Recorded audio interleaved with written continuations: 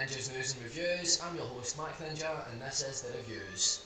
So today guys, this will be my Batman v Superman Dawn of Justice spoiler review. So this video will be full of spoilers if you have not seen the movie yet. If you haven't seen the movie, do not fear, because I did a video just the other day with no spoilers at all, just giving my wee review, which is just up here on that YouTube card there. So you can check that out even if you haven't seen the movie yet, and even if you're not sure about seeing the movie, I would give that video a wee check first of all. So guys, moving on, as from here on in, this will be going into spoiler territory, so again, I can't stress it enough, if you haven't seen Batman v Superman yet, then do not watch this video, come back once you've seen the movie, okay? We on? Cool. Who's still here? So, starting at the start of the movie, best place to start, funnily enough, the flashback origin for Bruce Wayne, or Batman. I like the way it was done. It was done differently, like I mentioned in the other video. We had Jeffrey Dean Morgan and Lauren Cohan, both from The Walking Dead. Spoiler alert if you're not caught up with Walking Dead actually. Jeffrey Dean Morgan is coming into the show as Negan, and Lauren Cohan has been our long-running Maggie Glenn's love interest. The flashback scene was brilliant. It showed them, obviously, the death of Bruce Wayne's parents. Like how they did it, they shot it. It didn't really look like it was in Crime Alley. It looked more like it was in Crime Street. It looked like it was more on the main road. But we won't hold any juice against that. When the gun is being pointed at them, you see Jeffrey Dean Morgan, Thomas Wayne, running up to the bad guy, about to punch him. Or so he's Joe Chill, we'll just call him the bad guy for now. About to punch him, that's when he shoots him, kills him, and we see Lauren Cohan, Martha Wayne jumping in as well. And there's a classic scene from The Dark Knight Returns, obviously again with Bruce's origin, where we see the pearls that was around Martha Wayne's neck get wrapped around the gun, and as the gun's pulled, the chamber fires back and snaps the pearl necklace. Pearls go everywhere, blah blah blah. Bruce Wayne, no! And we have another Bruce Wayne origin. But again, I like the way they did it, because they were doing it from the perspective of the funeral and him finding the Batcave and flashing it back to, instead of like a big long 5-year, 6-year flashback, it's just a recent one. So moving on, we'll talk about the first scene we really see our older Bruce Wayne, or Ben Affleck. It's back when the fight is going on in Metropolis, or flying over to Gotham, and we're seeing obviously Superman and Zod, the destruction that's being caused. Bruce Wayne is in his Jeep. We see Bruce driving towards like Wayne Tower, and he's trying to get on the phone. I think he's talking to a guy called Jack or Chad, telling him to get out of the building because of what's coming. Obviously, two Kryptonians fighting, about to smash into the building. I can only assume that this is the building where in Man of Steel we actually seen one of the Batman Easter eggs, which was in an office building on a cubicle saying, I think it was one of those keep calm and call Batman sort of ones. Yeah, that call didn't really do much, did it? Then while Bruce is on the phone, obviously the building comes down, and that's when you see him screaming, "No!" Yeah, again. I think that may be one of Bruce's favourite lines. And the building's coming down, and you see Bruce, he's still running towards the rubble. I think this scene was supposed to really show us what he was doing during his retirement. Because we know Bruce is supposed to be like the Dark Knight Returns Batman, where he came out of retirement because of the Kryptonian threat Superman. Because he couldn't do anything to stop the tower from coming down, I think he took it really personally, and that's part of the reason why he is such a badass Batman and he has such a thing against Superman for what happened there. Then we see him running in to save a young girl, and then there's like a horse in the smoke getting out of the way. Again, another wee reference to The Dark Knight Returns, when Batman the powers out in Gotham, and Batman comes in on horseback and rounds everybody up and stops the looting. Just there's a nice wee nod. It might not have been a nod, but in my eyes it was a nod, and I liked to see that. That was pretty good. Then it moves over to a guy whose legs have been crushed. Right now, fans might go mental for me even speculating that I thought this was him, but anyway. You see him with his legs crushed, and Bruce runs over to help him, and you see the name tag. And at first, I actually thought the name tag said something West, and I didn't really think about it first. I was like, West? How do I know West? And then he says, Wallace, what do I call you? Wally? I just thought that was a sort of nod to Wally West, and obviously, as you know from the movie, it wasn't a nod to Wally West. Just, if I'm right in the comics, I'm more of a Barry Allen fan, to be honest, but With Wally West, I think the reason his reverse flash becomes the reverse flash is because he gets crippled in a gorilla grodd attack, and Wally won't run back in time to change it, so he ends up Professor. I think it's Hunter Zolomon, might be, I'd have to double check my facts, but this is not a Flash video, this is a Batman v Superman video. So moving on, yeah, it wasn't Wally West, I was a wee bit gutted, I thought that was a bit of a tease.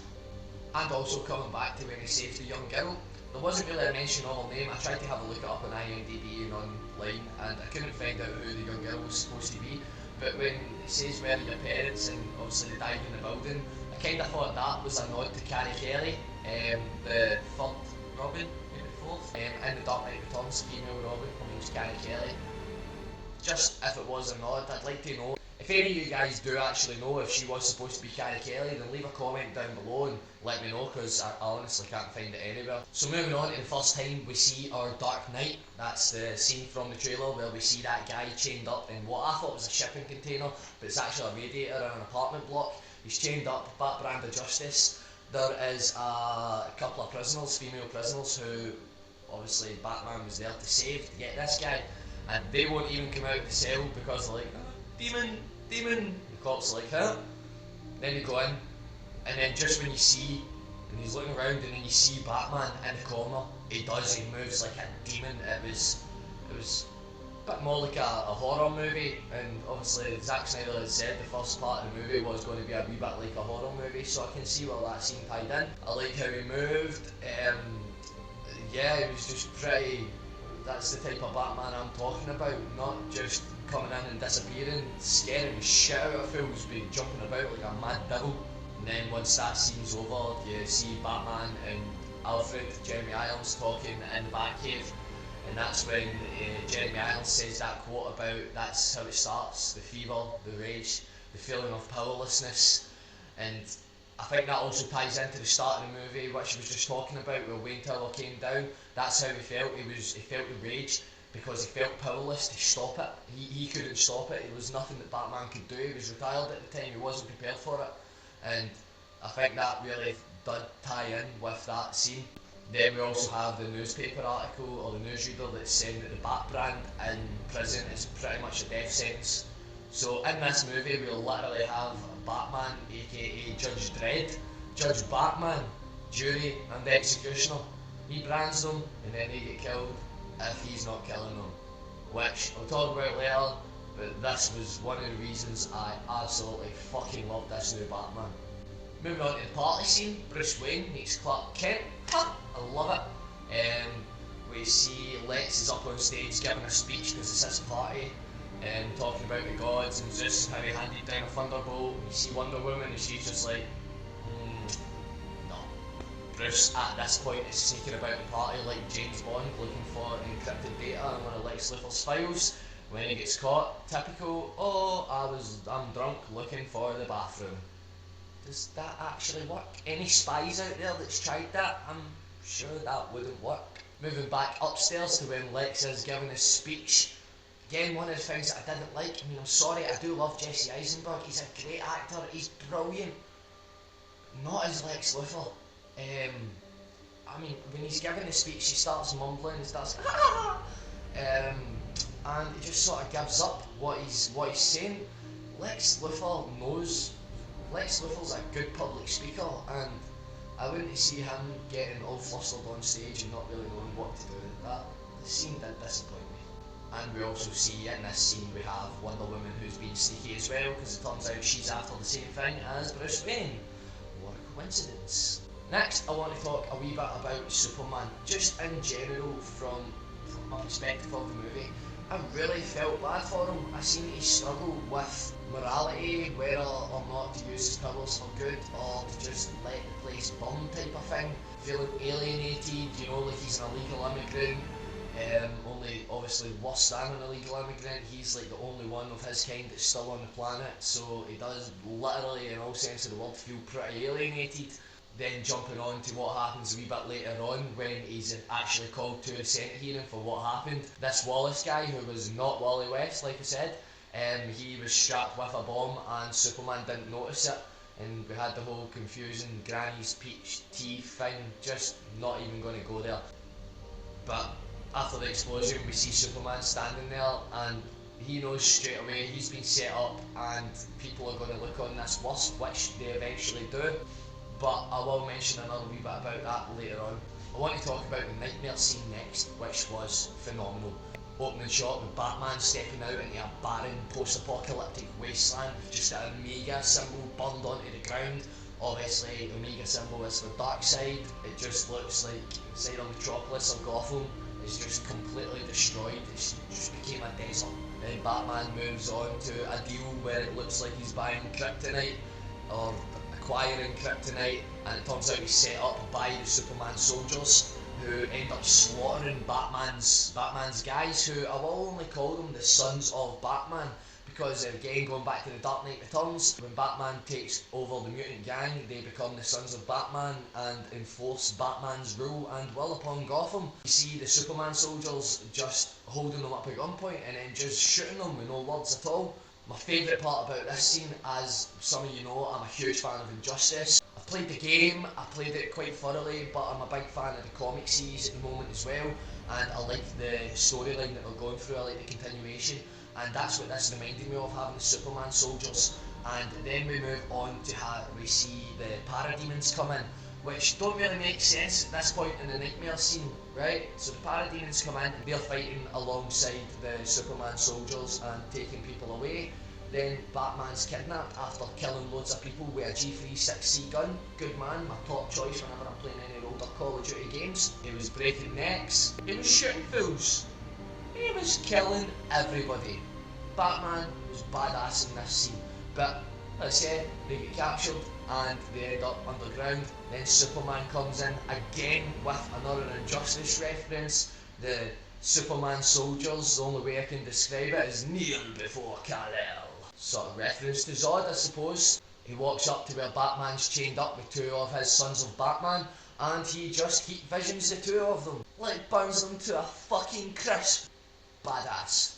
He walks up, takes his mask off Batman, you can see the rage in his eyes. Then Superman says to Batman, "She was my world, you took her from me," which was exactly from, again, Injustice, where he says that to the Joker because of the big elaborate plan by the Joker, which resulted in Lois Lane's death, resulting in Superman being a badass motherfucker, which resulted in him punching a hole right through the Joker's chest and taking his heart out.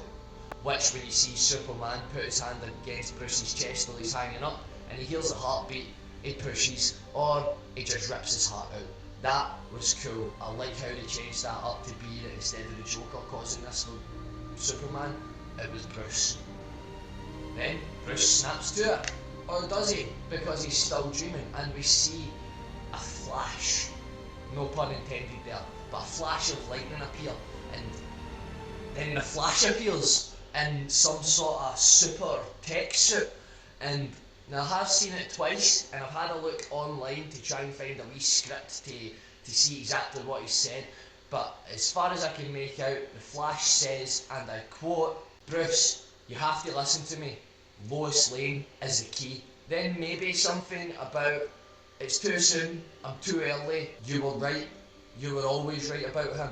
Then something else along the lines of, "Kill him or find him." So that was quite cool. I like how that was set up. Basically, if something were to ever happen to Lois, she is Superman's tie to humanity. Like, obviously he has his mother, Martha, but Lois Lane is the love of his life, and without her, you've never really known Superman being in love with anyone else, so you can see the impact that losing her would have on him, and how that would turn him to absolutely lose his morality and his humanity. Coming back just a wee bit to the nightmare scene, I think the reason we had parademons in it was because maybe in a future where Superman has no moral ties, Darkseid, instead of having to try and fight him and take him and capture these Kryptonian cells to make a super parademon, is instead just been like, "Yeah, work for me, we'll get back at those bastards. Sons of Batman? Nah, we'll take them out, don't you worry, I'll give you some parademons, you're a good son." But the nightmare scene was fantastic. That wee flash part was trippy, but it was quite good.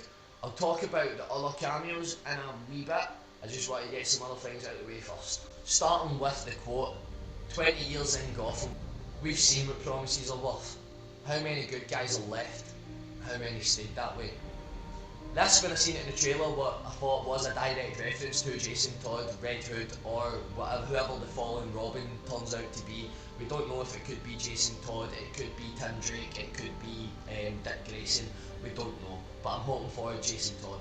But in this scene while they're talking, I don't know if it's foreshadowing or if you want to call it an Easter egg, but I know some of the Batcave is red, and just in the background while Bruce is saying that, the background is completely red, and I just thought, if that's foreshadowing, then that's a pretty good way to do it.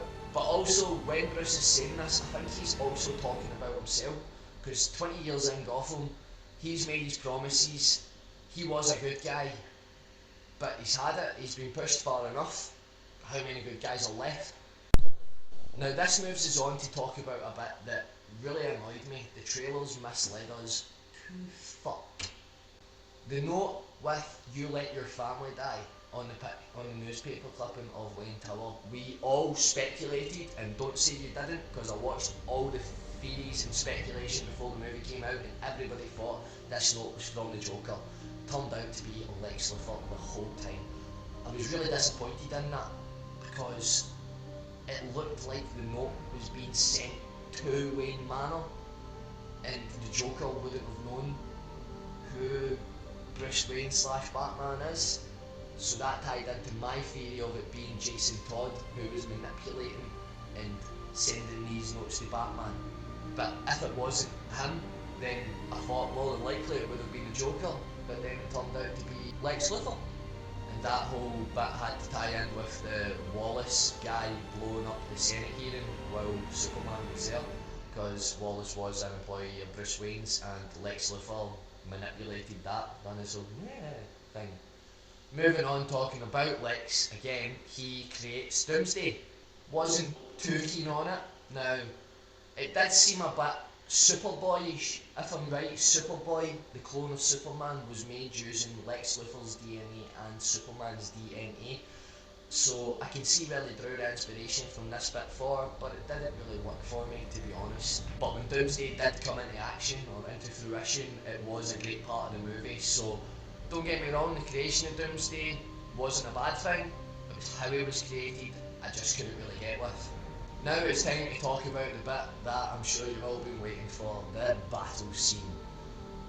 Well, before I talk about the battle scene, there was one thing, and I'm hoping this is going to be explained in the director's cut of the movie, because as we all know, this movie was only 2.5 hours long, but it was originally supposed to be 3 hours. Like you'll probably know, there was some points in the movie which seemed like they didn't make sense, and I think that's the parts that they cut out. For example, it doesn't really elaborate on how Bruce Wayne makes his armour. Like, before the movie, I theorised that it was some sort of Kryptonian tech left over from the destroyed ships, or the armour that was left over from Zod and his soldiers. And when you look at the armour itself, it looks like it could be Kryptonian tech. So I was a bit disappointed that they never elaborated on that, but again, that's just me nitpicking. Obviously, it's Batman, and why does he have a big metal suit that can kick Superman's ass? Because he's Batman. But skipping past the coincidences that led us to this fight, which seemed to have been concocted by Lex Luthor, blah blah blah, up until the icing on the cake where he kidnapped Martha Kent. You just don't kidnap Superman's mom, I don't care who the hell you are. Did you see his eyes? He was literally about to burn a hole right through him. Like, right through him.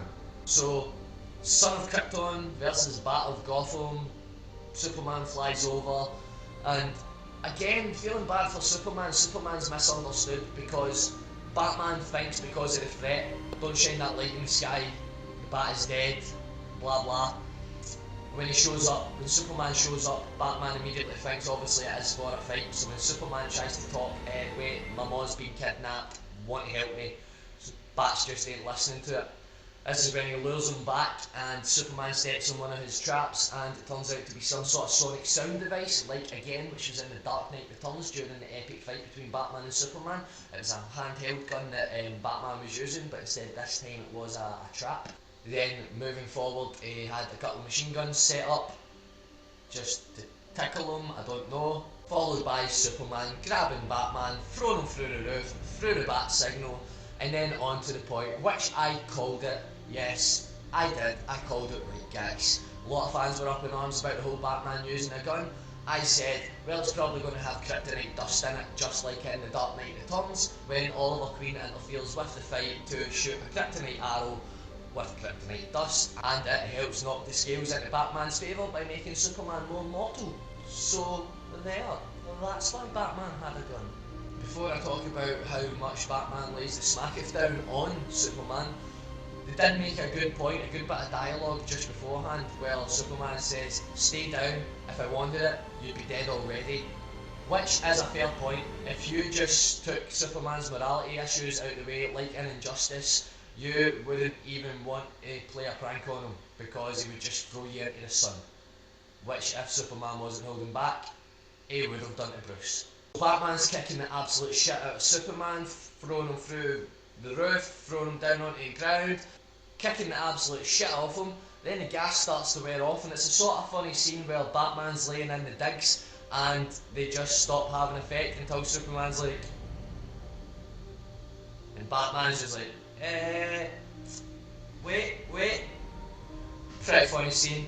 Then Superman throws Batman through a wall, and the fight continues up until Batman hits him again with the dust and throws him about a room a wee bit more until he eventually grabs the kryptonite spear that he made and goes up to Superman, slashes his face, and then just as he's about to rain fury down right on Superman, and that's when Superman starts mumbling, Martha.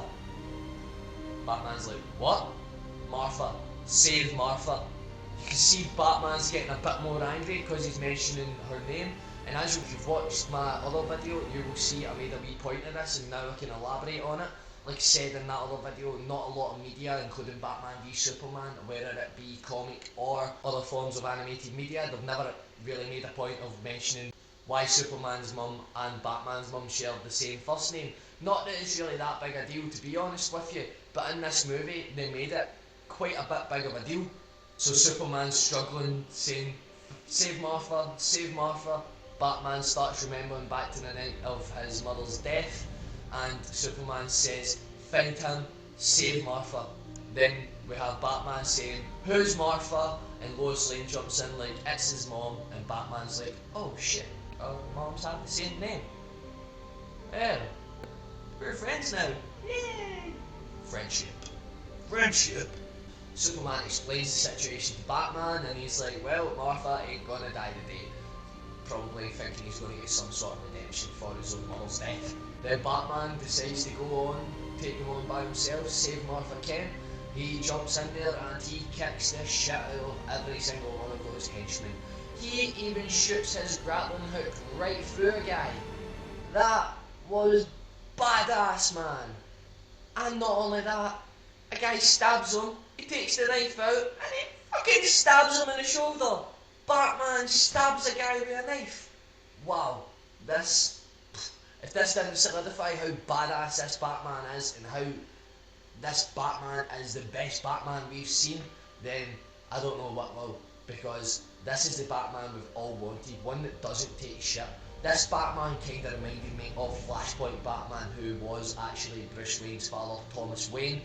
In this universe, Bruce Wayne was the one that was killed in the alley, and his mother became the Joker, and his father became the Batman, with guns and all. So if you haven't actually checked out the Flashpoint storyline, I definitely recommend you read it, including all the tie-ins, because it's one fantastic story. Then once he's done dealing with all those fools, he jumps in to save Martha, and there's a guy standing there with a flamethrower, who was the one that was part of Lex Luthor's squad and the Kryptonian bullets. But guys, tell me this, if I'm not 100% sure on it, was that Firefly? Because he had a flamethrower, could have just had a flamethrower, but was that Firefly? Not that we're going to see much of him anymore, because Batman blew him the fuck up. Nice.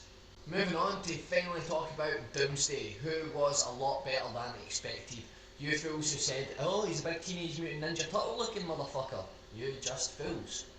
I did love how every time there was an excessive amount of damage done to him, he evolved, he matured, he adapted. You've seen more bone protrusions coming out of him, and he became the Doomsday that we're all familiar with from the comics and from the anime media. Fans of Doomsday, like I mentioned in my other video, will understand that the Doomsday comes out of a chrysalis and he has to evolve before he becomes the Doomsday that you are used to seeing. Then Superman, when he's taking him into space, just punching and punching. That scene was epic, with the nuke following them, and then when the nuke hits, we see Superman, like another reference from The Dark Knight Returns, where he's chasing a nuke and he gets it to a safe enough distance, but not safe enough to stop the electromagnetic pulse, and Superman gets caught in the blast radius. We then see him all skin and bonish, just like we saw him in the comic book, until he soaks up the sun's radiation as usual and becomes our big strong man of steel. So with Superman out of the game, Batman's trying to lure Doomsday back into Gotham to where the kryptonite spear is, and Doomsday shoots him down. Batman's in his Batwing, just about to try and get out, and Doomsday uses his heat vision. Batman's just like, oh shit. And this is at the point where we have the wonderful Gal Gadot jumping in as Wonder Woman and stealing the show. She was amazing. She was the warrior we expected her to be. Now, like I said in my other video again, I wasn't sure about her at first. I was very critical. I thought she was a bit too small in stature actually to be Wonder Woman, a big curvaceous Amazonian woman. But she pulled it off brilliant. She got hits in left, right and centre, and she fought Doomsday like a badass motherfucker. Her theme music as well when it came in just set the pace. She was badass, she kicked ass, she looked amazing, all in, Wonder Woman. Fucking well done. Well done. Well done, Gal Gadot. You absolutely pulled it off, and I can't wait to see your solo movie next year when it drops. Meanwhile, while we have this going on, we have Lois trying to find the kryptonite spear. This is when Superman hears that she's in trouble, goes over, and we have quite a nice Easter egg to the original Superman movie. Superman jumps in, pulls Lois Lane out, and as he's coming up with the kryptonite spear, he's obviously out the game because kryptonite hurts him, as you know. And she has to pull him out of the water. That was the same as in the scene in Superman 1 with Gene Hackman and Lex Luthor putting a kryptonite chain round Superman and putting him into a pool, and he is eventually helped out by Lex Luthor's assistant, Miss Teschmacher. So I thought that was a lovely wee Easter egg in there. It was nice, subtle. Jumps back to the fight.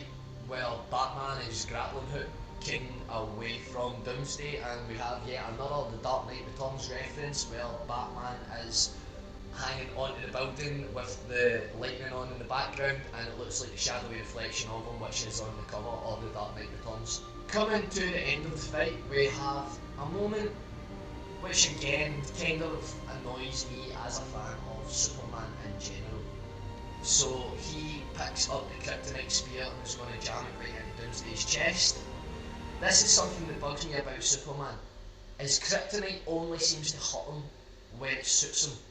Now what I mean by this is, he picks up the spear and is able to fly it right into Doomsday. He shouldn't even have been able to fly that close to kryptonite. It seems like it's something that's not really explained, but if I were to try and explain it and try and give credit to something I don't like, then I suppose the only way to describe it would be if Superman wills it enough, then he can get past the radiation of the kryptonite for a short period. Something that was shocking in the Superman Returns movie, when Superman lifted the whole entire fucking kryptonite island. No. But again, it's just me being nitpicky. This scene was still brilliant. So we have Superman, he flies the kryptonite spear right into Doomsday, and he stabs Doomsday. While Doomsday has had his arm cut off by Wonder Woman, it has grown back with the bony protrusions, and he stabs Superman through the chest. This was a scene that was taken from the death of Superman, one of the ones I didn't want to mention in my other video because it would have totally given away this part of the movie. The death of Superman involved Superman fighting Doomsday, and it was an epic fight. If you've not read the comic or seen the anime, I suggest you pick them up quickly because they are brilliant. And basically Superman and Doomsday punch each other so hard that they kill each other with that hit. And the spin that they took on it with this was that they killed each other by stabbing each other through the chest, albeit one with kryptonite and one with Kryptonian bones. So Superman's dead. Obviously not, because this movie is called Dawn of Justice. So finally, just before I finish this video up, we have the grave scene where you see Batman talking with Wonder Woman about getting the other members of the Justice League together, the ones that were cameoed in the movie, which I know I haven't spoken about yet, but I'm going to do that in just a wee moment. This scene where they're talking at the grave, and obviously we eventually have Superman's coffin and the dust start rising off it. This was like in Dark Knight Returns again, where Batman is the one in the grave and he has basically faked his own death, and Superman's walking away and you hear a heartbeat and he turns around and he winks at Carrie Kelly, because it was obviously a setup so that Batman could disappear. I like that wee nod. There was a lot of wee nods in it. It may not have been exactly Easter eggs, but it just reminded me of these parts of different media. Then we see Lex Luthor, who has been put in jail, had his hair shaved, and is babbling once Batman comes in to basically scare the shit out of him. Lex says to Batman, the bell's been rung, they've heard it in the dark, away in the stars, freaking out about how he's coming and he's found us. Obviously setting up for Doomsday, so something must have happened to Lex while he was working with the Kryptonian technology, which is obviously gave him the same sort of visions that Batman was getting earlier on in the movie. Maybe not the same visions, but at least some sort of intuition that something big is coming. There was another couple of wee Easter eggs towards other forms of media. There was one towards Justice League War, the anime movie, which is the start of the New 52 run of the Justice League. And we see in the anime Wonder Woman going to the White House and someone is lynching a doll of her. Basically being like, you're not welcome.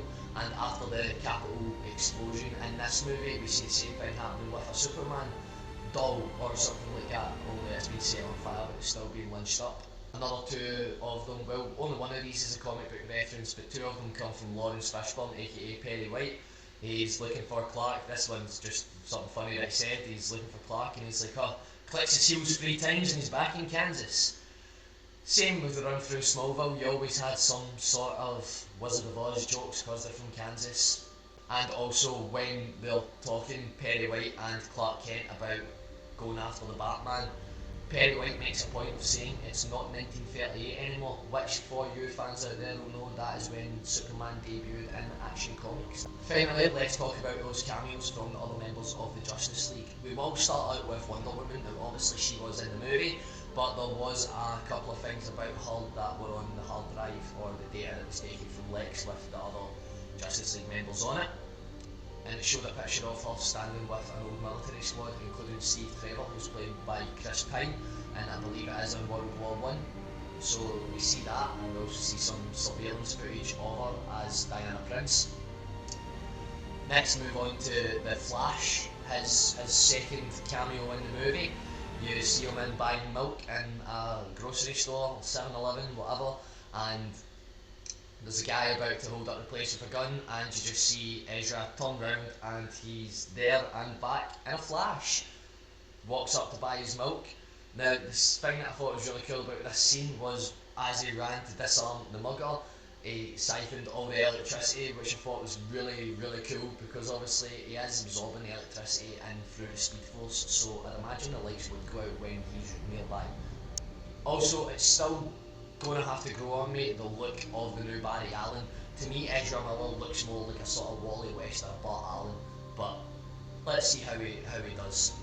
Aquaman, Mr. Jason Momoa, his reference and cameo was pretty cool. That's Lex's submarines, I think, checking in on underwater wreckage, and you just see eyes glowing, and Aquaman comes out, just sort of inspecting, looking at what's going on, spirit ready, and he points it forward, and that is what I'm assuming is his super swim, him super swimming away.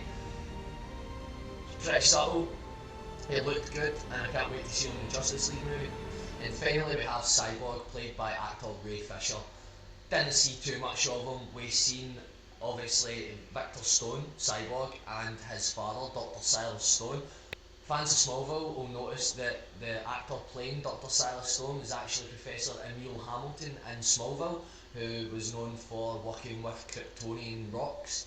We see obviously Cyborg in the background with pretty much half an arm, a torso and a head, and what appears to be something none other than a mother box on the table right in front of Dr. Silas Stone, which again in the new 52 run of the Justice League, this is how Cyborg gets his cybernetics. So we got a brief flash of that, but obviously seeing this, what appears to be a mother box, is just yet another stepping stone to show his dark side, which is really cool, and I'm really looking forward to again seeing all these characters come to life in the Justice League movie, which debuts in 2018. So what I'll be doing from now until that time is obviously we have the Wonder Woman movie out. We've still got another couple of good movies coming out this year as well, including Suicide Squad. So I'll be trying to cover as much news on those movies as possible and get that stuff to you guys so you can stay up to date with that as well. So guys, thanks for watching. This has been my Batman v Superman's Dawn of Justice spoiler video. If you enjoyed the video, please leave us a like and drop us a comment if you want to discuss anything that I've spoken about in the video, any of your own theories, or if you would like to see anything in a later on video. If you'd like to stay up to date with when I drop my new videos, then please subscribe to my channel. That way you'll be notified whenever any of my new theories drop, whether it's related to TV, movies or comic books themselves. If you'd like to follow me on Facebook and Twitter, I'll leave links in the description. And like I said guys, if there's anything that you would want me to discuss in a later on video, then drop us a wee comment and I'll do my very best to get back to you. I've been the Mac Ninja, you guys have been great, join me next time, peace.